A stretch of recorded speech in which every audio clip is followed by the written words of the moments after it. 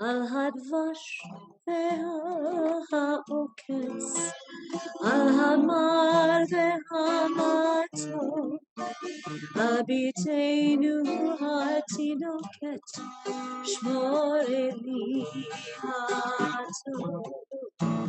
על האש המבוערת, על המים הזכים, על האיש השב הביתה מן המרחקים, על כל אלה, על כל אלה, שמע לי אלי הטוב. על הדבש ועל העוקץ, על המר והמתוק, על נטוע, אל תשכח את התקווה, אשיבנו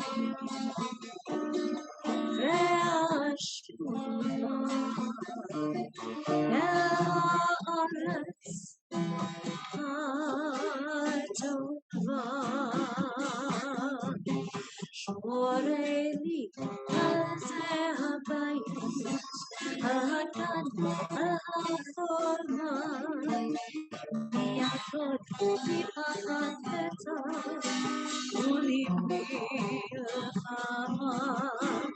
שמור על המעט שיש לי, על הפרי ועל הטף, על הפרי שלא השאילו ושנאסף, על כל לילה, על כל לילה, שמור לי אלי הטוב. על הדבש ועל העוקץ, על המר והמתוק, על נטוע,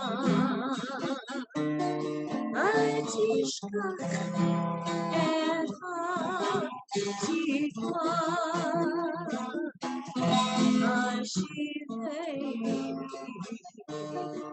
ואשובה אל הארץ הטובה. ורשרש אילן ברוח, אותו שכוחם נשארו ליבי בחושך, נשמור עכשיו.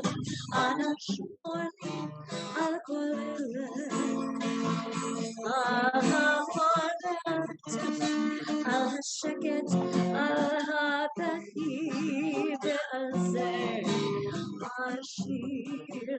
על כל אלה, על כל אלה, שמור לי אלי הטוב. על הדבש ועל העוקץ, על המר והמתוק,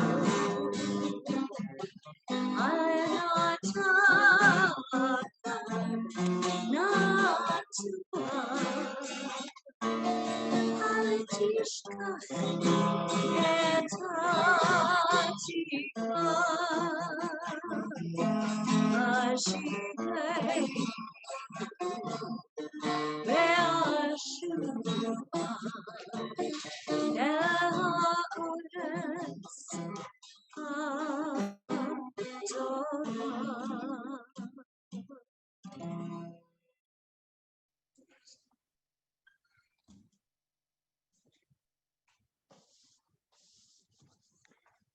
Shalom to all those who are joining us today.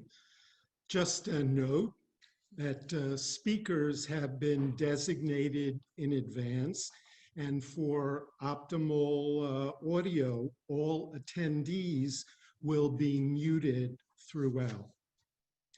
I'm Michael Katz, spiritual leader of Temple Beth Torah in Westbury. I'm proud to say Evelyn's rabbi for 41 years. On April 8th, at Evelyn's funeral, there were only 3 of us there: her daughter Jill, her son Stephen, and myself. There was really no funeral in a chapel. The virus had ruled that out. There couldn't even have been a Shiva, even a Zoom, because it was Erev Pesach, and so a few hours after the burial, Shiva had basically ended. And as I looked around that day at the 3 of us with Evelyn, I began the service by asking Evelyn to forgive us. I said to her that she deserved so much more kavod and honor than just 3 people there. But I begged her to understand that it wasn't from our lack of respect or love. The virus was at its height. Regulations prohibited us gathering together. And though we're far from being out of the woods yet, today is our opportunity to celebrate Evelyn's life together with her several circles: her family, her shul, women's league, and her friends. I want to begin our service today by calling on Carol Chesler, the cantor of Temple Beth Torah, who will chant for us the 23rd Psalm.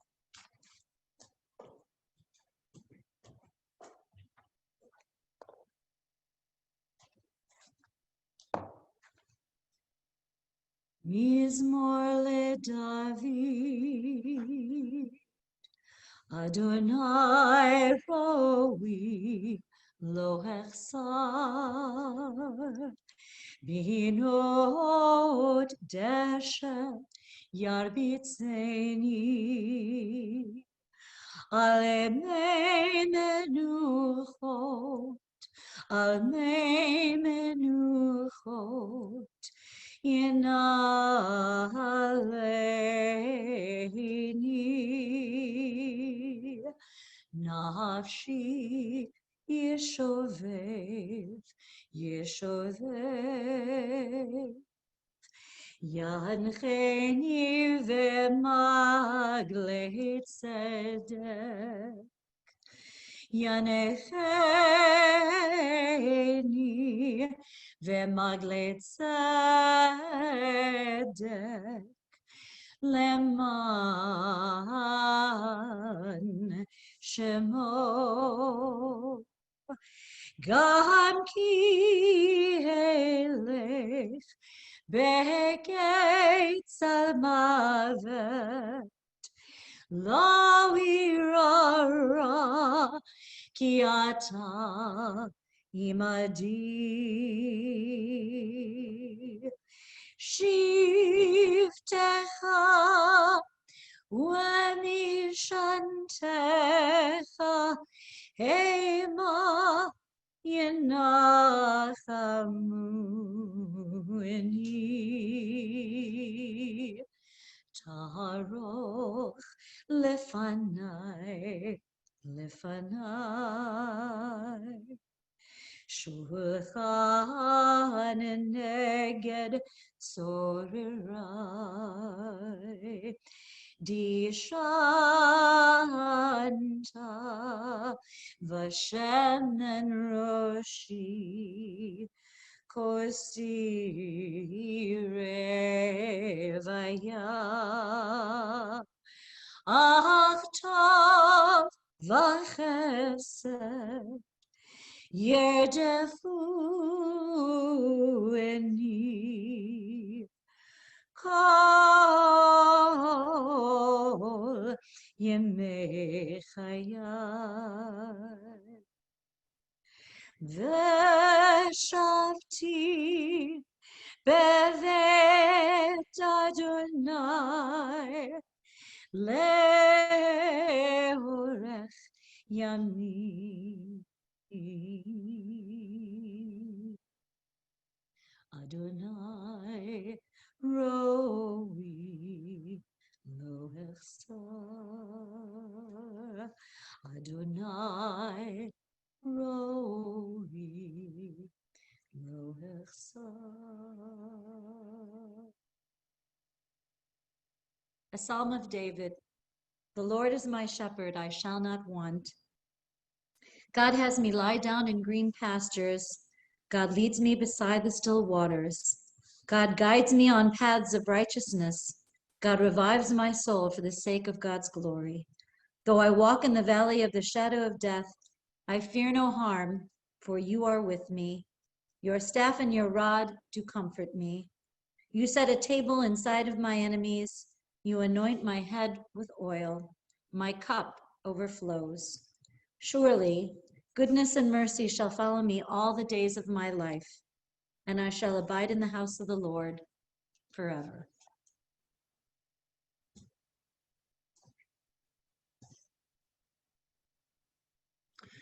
Evelyn was born November 7th, 1934, in, of all places, in West Virginia, daughter of Joseph Tomshin and Bella Holtzman, sister of Sally and Leah. Back there were only 11 Jewish families in the town. And the family, her dad, had a furniture business. It was in existence through the Depression, and the family slogan during those difficult days was, Tomshin has faith in the future. I think Evelyn learned as a little kid and growing up that quality of optimism. No matter what the troubles are, no matter what the obstacles, there's faith in the future. No matter what happens around us, we can make it better. And Evelyn lived that her whole lives. Soon, her mom and the three daughters moved up north. Eventually, Evelyn went to high school in Englewood, New Jersey. The family became very active in Temple Emmanuel and came under the influence of one of the luminaries of conservative Judaism in the 20th century, Rabbi Arthur Hertzberg. I think it was there in Temple, growing up in shul, that Evelyn was introduced to the importance of Zionism in our lives, to the meaning and significance of conservative Judaism, and also about taking Jewish learning very seriously. And I think there in Englewood, Evelyn learned about Jewish activism, and that was something that she was going to carry with her for the rest of her life. She eventually graduated from NYU, and she worked on Wall Street as a municipal bond analyst.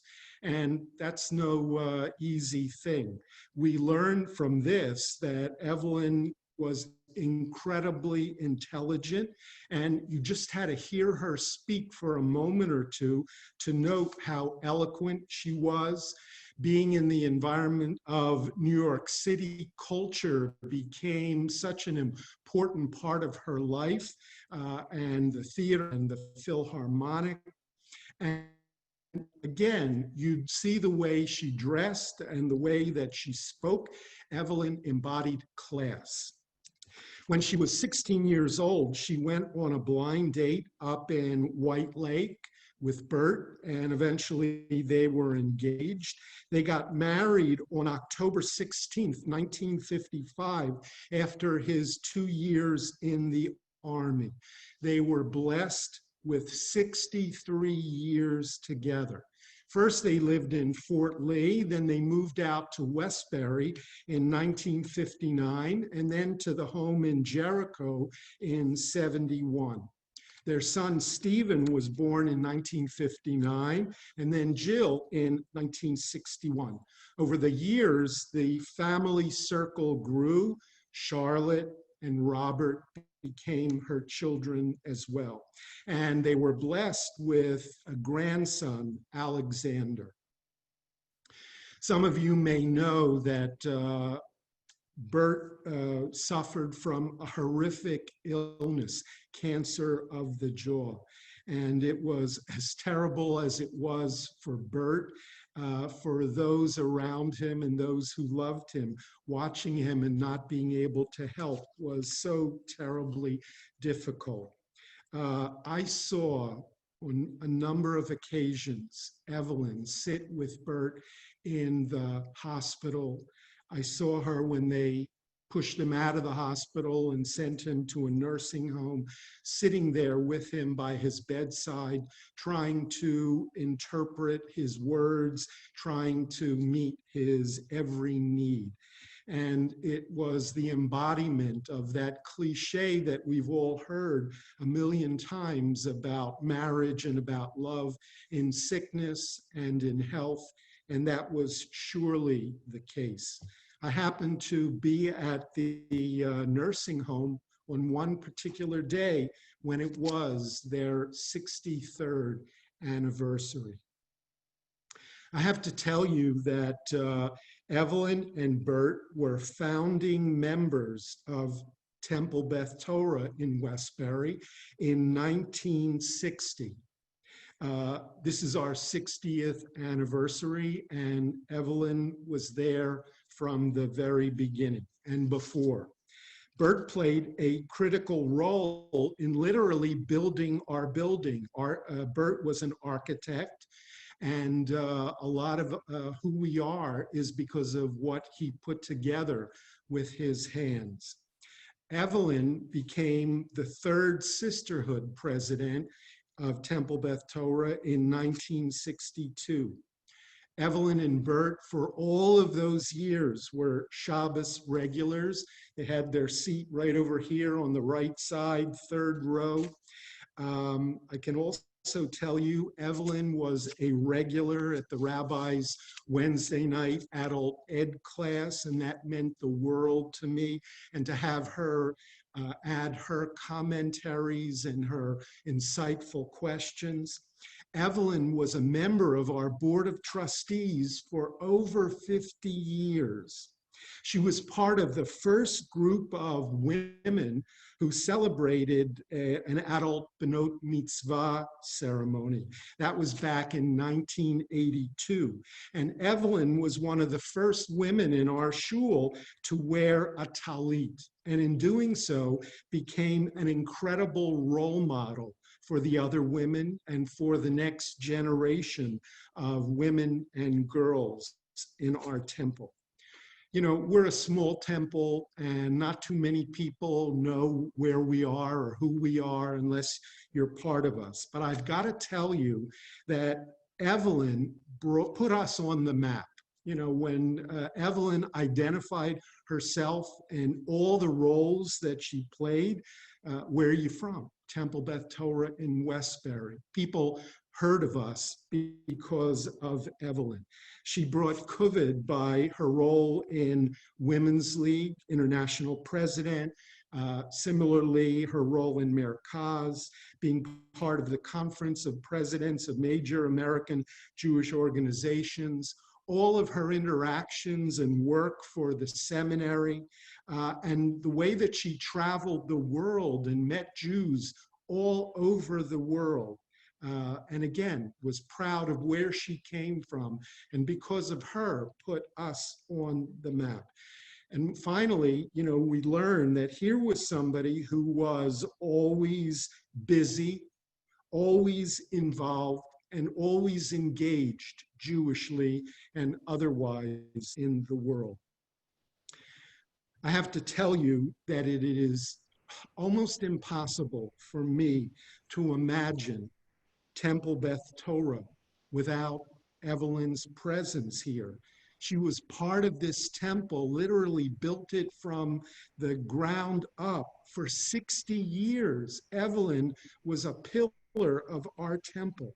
But the truth of the matter is that I'll look over there and I'll see her even if she's not sitting there. I'll see her name on our founders board. I'll see her name on our president's board.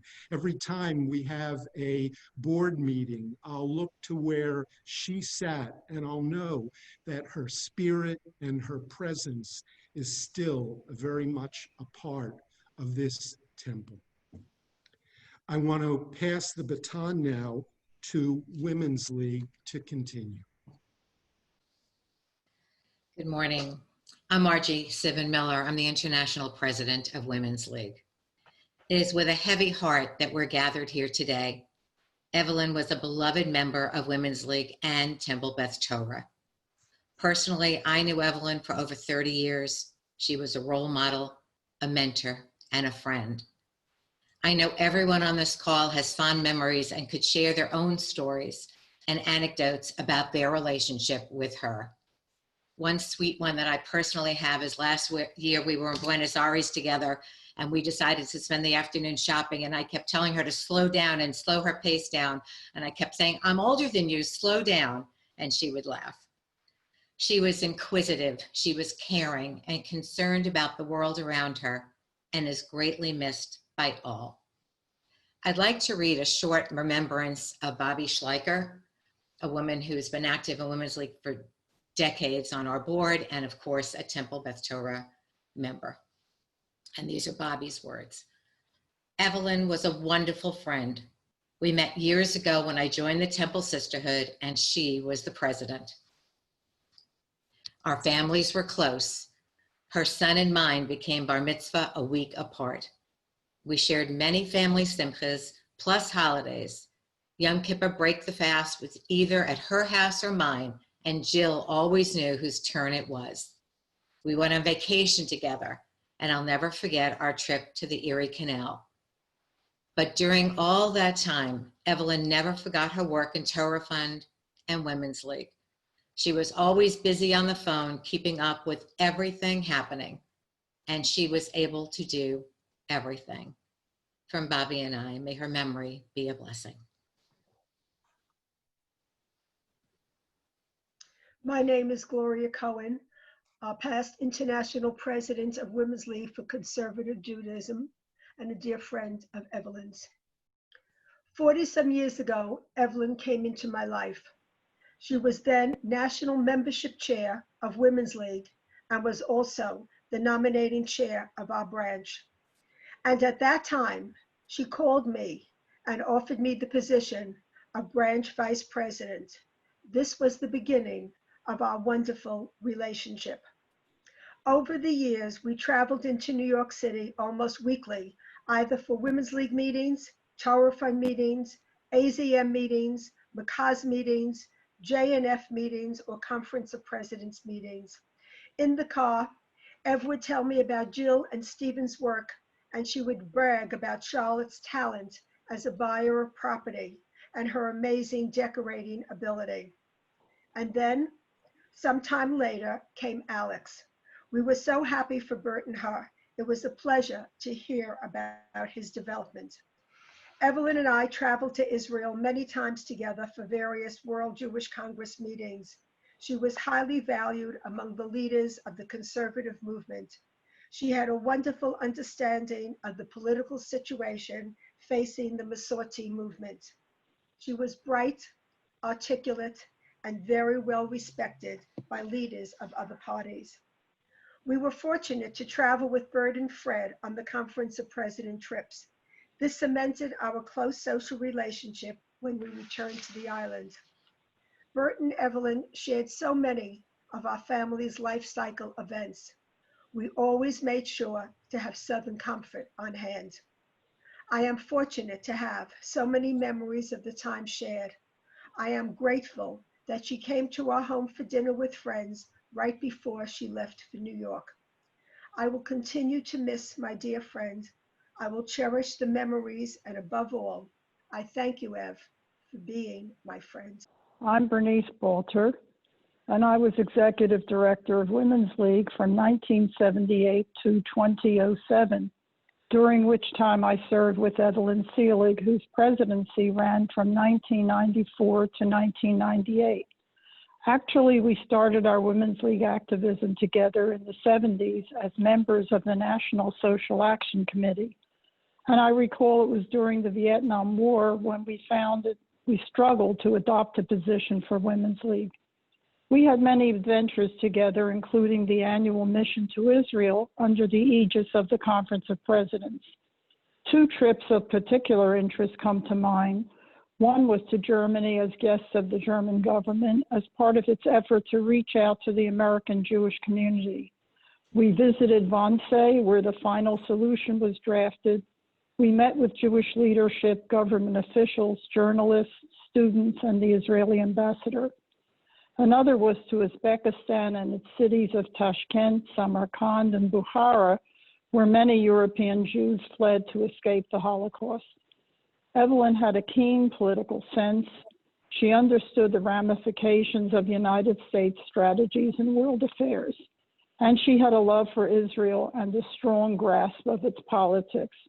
She held her own at the Zionist congresses, which we attended. Evelyn represented Women's League effectively at national and international forums.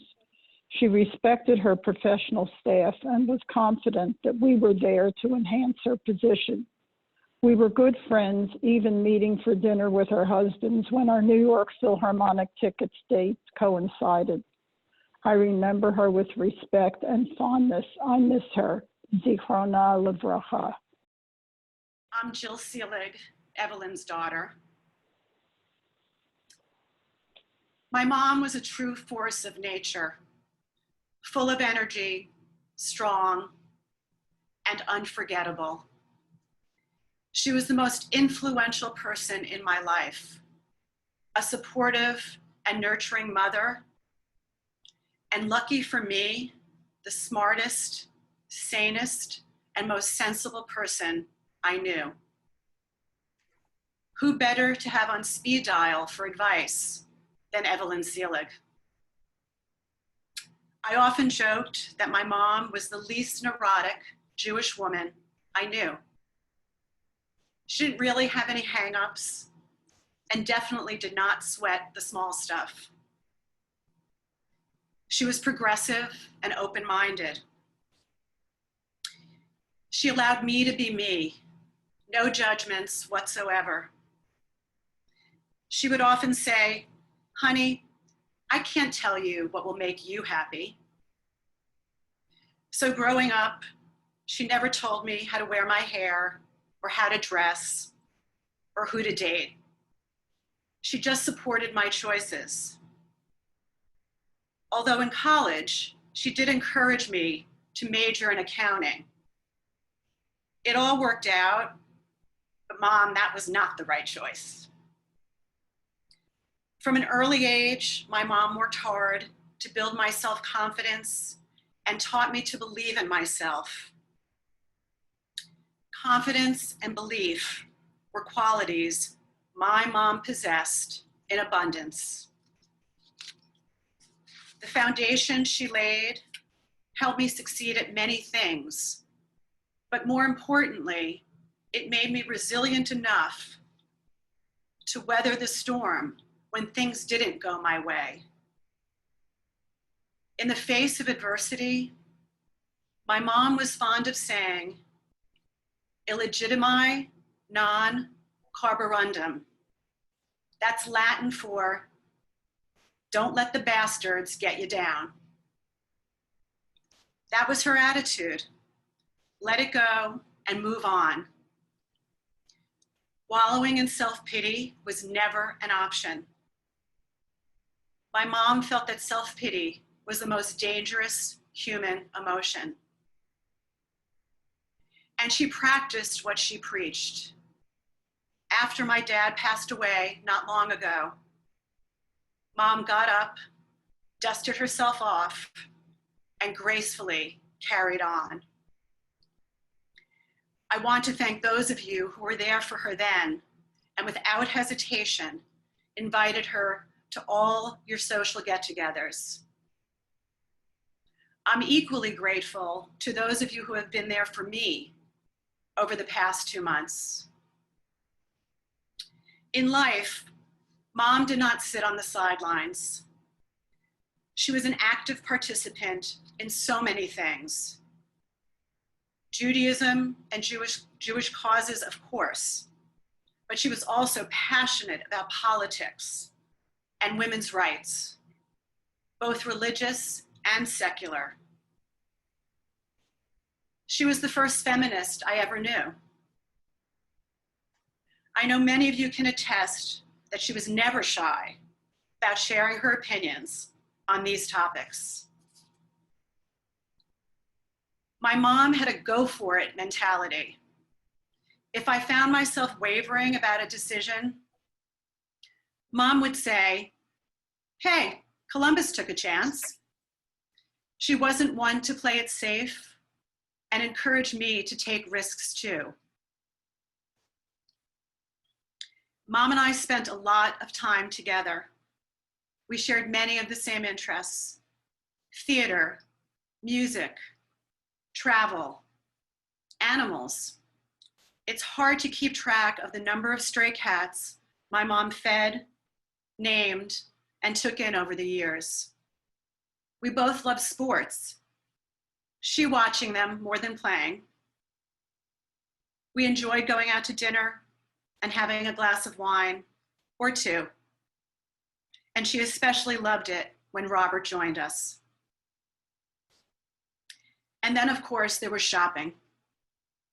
Mom and I were a force to be reckoned with. We could shop for hours. No need for a lunch break or even a bathroom break.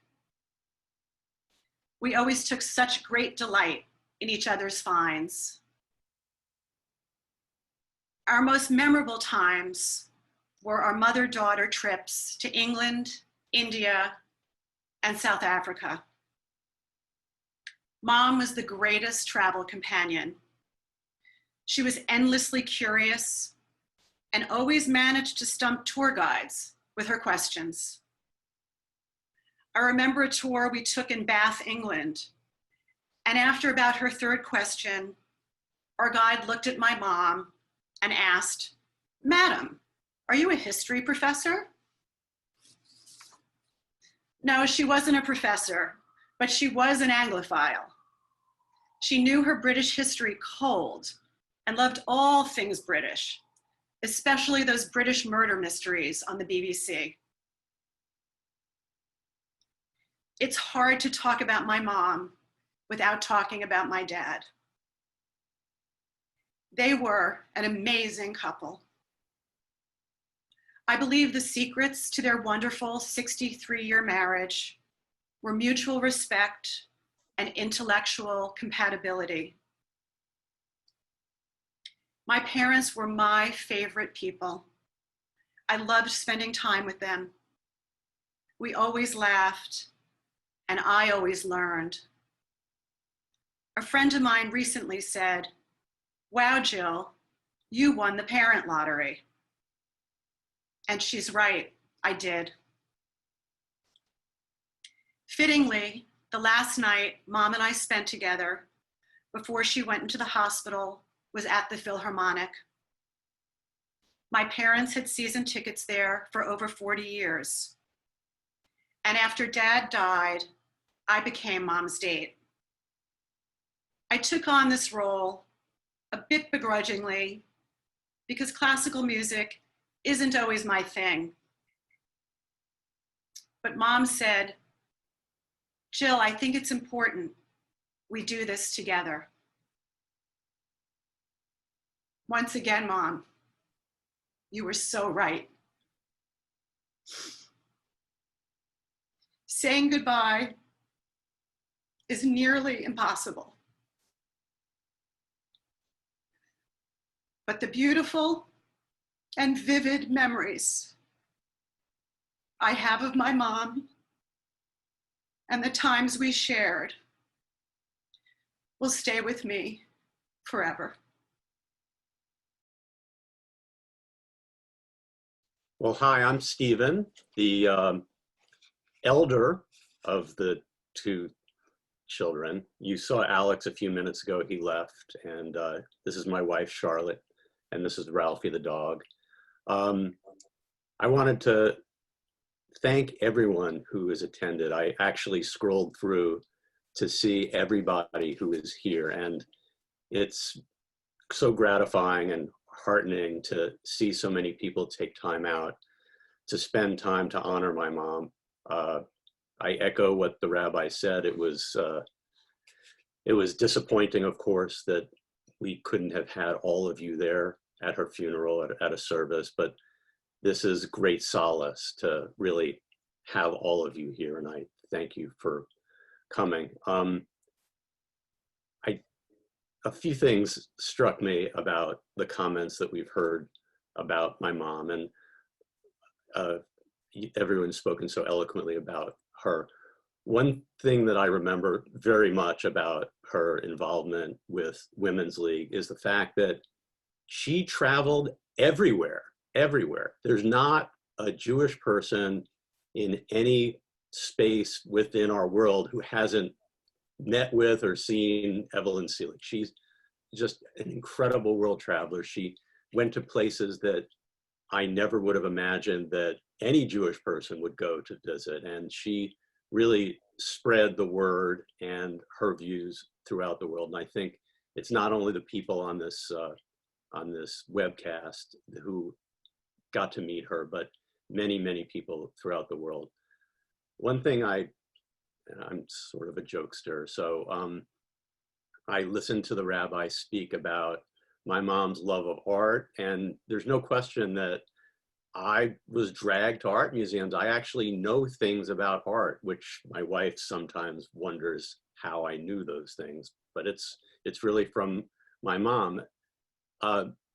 She also loved music, and one thing that, and we're honoring my mom today, so I won't really curse her and my dad, but I will say that one thing my wife is disappointed about is my love of show tunes, and that was really cultivated from my parents. And if I hear My Fair Lady one more time, it'll be too many times, but thank goodness that my parents both together developed a love of classical music, and that was far easier to take, and as Jill understands, something that they really love to do.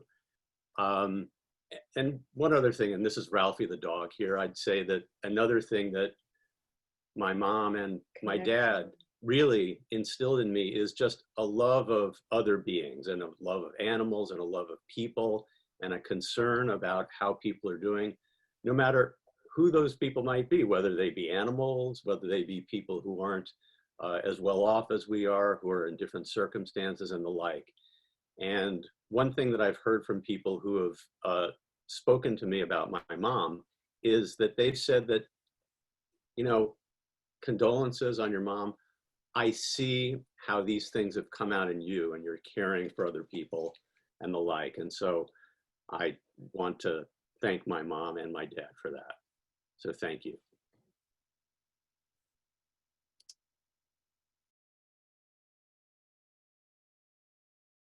Hi, everyone. I'm Peggy, Evelyn's niece, and this is her sister, Sally, who's the oldest sister. I would like to share some memories on Evelyn that my mom, my sister Emily, and I reminisced about. My mom was 6 years older than Evelyn, and they lived in a small town, Princeton, in the hills of West Virginia. 8 years later, in 1943, after family upheaval, they moved to the Bronx. And it's difficult to imagine the culture shock they must have experienced.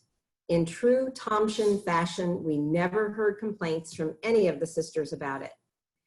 All of us agree that Evelyn was a woman who seemed to us invulnerable, competent, brave, fearless, and non-doubting. She had verve. She was so resourceful and strong. Aunt Evelyn was the fashionable sister. The joke was that she was blessed with the innate fashion gene that seemed to be recessive in Sister Sally. When we lived on the East Coast, Evelyn would bring hand-me-downs to my mom, and they were always the nicest clothes Mom ever owned. I too was always fascinated with fashion and style, and I'm sure I got that love from Aunt Evelyn. That includes my introduction to Lohmann's. And Steve, I agree with you, that dressing room was not at all what I expected. We always appreciated that Aunt Evelyn and Uncle Bert would fly out to wherever we lived, and we moved 8 times to attend our life cycle events. So every few years, Sally, Evelyn, and Leah would reminisce. They did not have the easiest of childhoods, but we never remember hearing complaints. None of them had time for complaining. Life happens and you deal with it. I think their tenacity stemmed from their mother, Grandma Bella. Grandma loved her daughters and grandchildren with such ferocity, as did her daughters. These 3 sisters were all blessed with a sharp intelligence passed down, I'm sure, from Grandma. All the grandchildren hope that we possess some of that stubborn strength from our mothers, and sometimes during tough times, I think we can do and can thank them for that. We all thought Aunt Evelyn was the strongest and smartest of us all. We are still in shock and heartbroken at her passing. We never imagined she would leave us so soon, but we are proud of the mark she left on this world. I'm Rachel Leah, Evelyn's younger sister in Jerusalem, and I was thinking about what to say that would capture an essence of Evelyn, and I thought about her brilliant analytical mind, and then the words, "she cared," came to the fore. Care enveloped in love. She cared about and loved her family, most recently manifested in her care and love for her ailing husband, Bert. Evelyn cared about the synagogue temple Beth Torah, which she and Bert helped establish, and she was active from the beginning and remained so to the end. She cared about the people in that synagogue, and yes, she loved them, fellow congregants, the rabbi, and cantors. Evelyn cared about the larger community and had active roles in the Jewish organizations. You've heard about this, Women's League, you know, HIAS, World Zionist Organization, Merkaz. She cared enough to make sure that whatever job she was given, it got done, and it got done right. She cared about social issues. Evelyn spoke her mind and supported those who worked for the weaker segments of society. All deserved equal opportunity. She personally helped put people back on solid ground when they had fallen through the cracks. She lived tikkun olam, making society better. And as everyone's mentioned, our family is very animal-oriented, and Evelyn cared about the feral cats, several of whom became permanent residents in her home. And she worried about the neighbor's dog, always chained up outside by himself. Last but certainly not least, Evelyn cared about and loved her younger sister, especially when that younger sister needed a shoulder to lean on and some good, solid advice. Evelyn cared. She will be sorely missed. Yeh zichra baruch. May her memory continue to be a blessing. We call now on Cantor Carol Chesler to chant the El Malei Rachamim, the memorial prayer for the departed.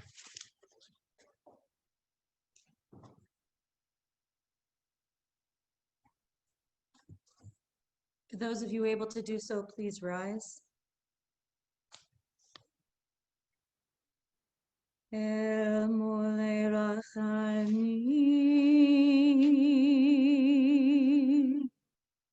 Shochen Bamroemi, Hamsei Menuchad Nechoena, Tachat Kanfei Hashchina,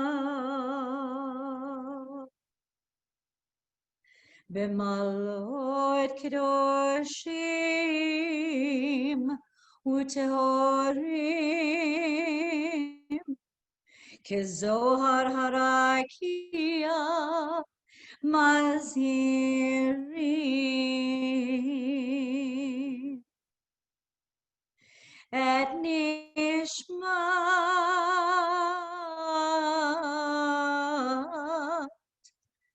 שרה צביה בת יהושע ובריינה גיטה שלחה לעולמה בגן עדן תהא מנוחתה. ענה בעל הרחמים הסתיריה בסתר כנפיך לעולמים. וצרור בצרור חיים את נשמתה, אדוני הוא נחלתה.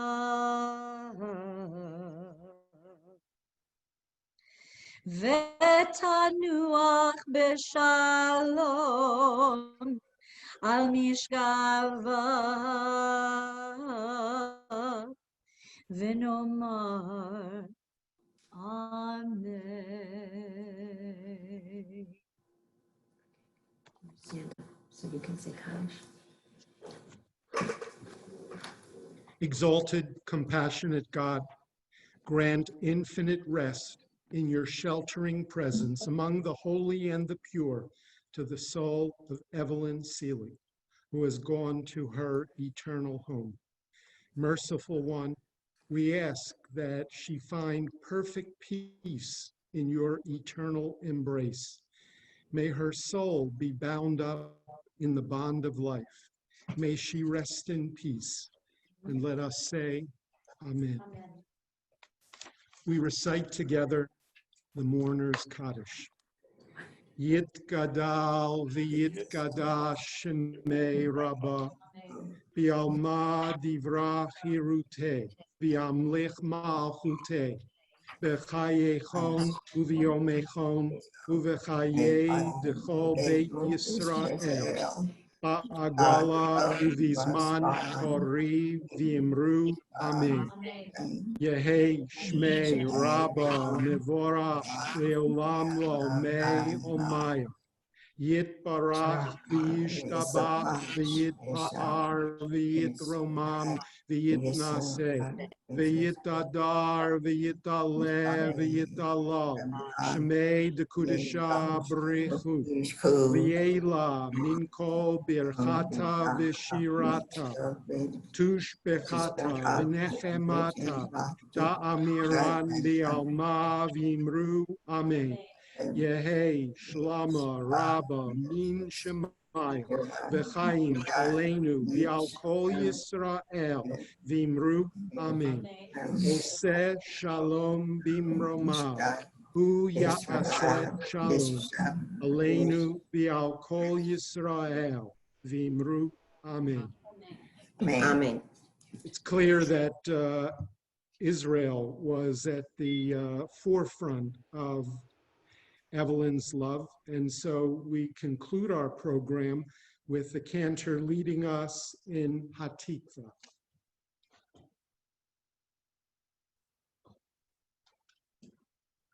Again, if you're able to do so, please rise. O Lord, Baleva, Benima, Nefesh Yehudi, Omia, Vatei Mizrach, Kadima, Ayin Letzion, Sophia, Oedata, Tikvatei, Adikva, Achat Vatayim, Liota Hoshi, Ve'atzei, Eretz Zion, Yerushalayim.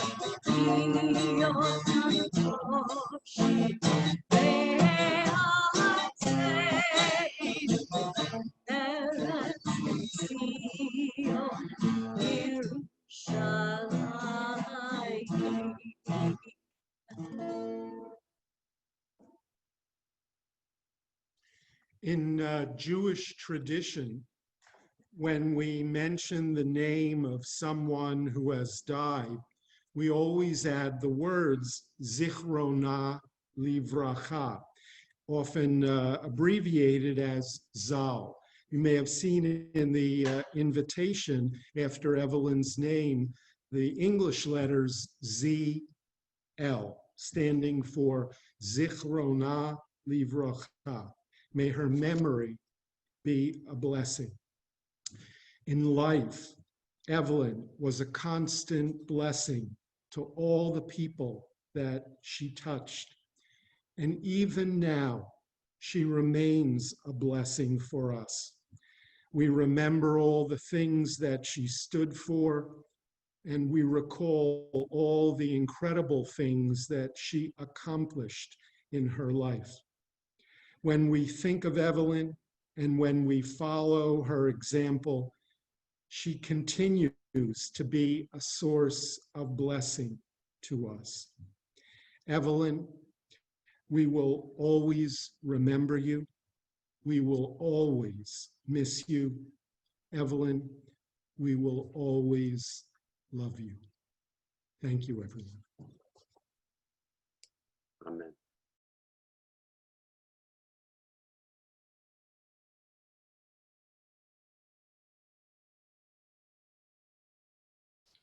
Thank you all for joining us today to remember our international past president, Evelyn Seelig of Women's League for Conservative Judaism. We've been streaming this on Facebook, on our Women's League Facebook page. It's also will be edited and placed on our Women's League website. May her memory continue to be a blessing for all of us. We've all continued to benefit because of Evelyn in our lives. A good day and good health to all.